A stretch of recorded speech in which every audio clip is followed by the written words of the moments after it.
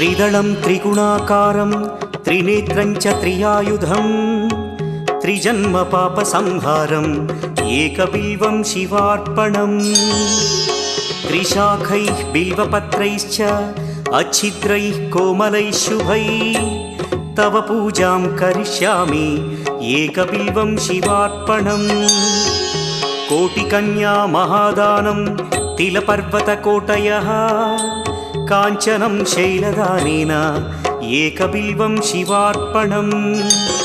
काशीक्षेत्रनिवासं च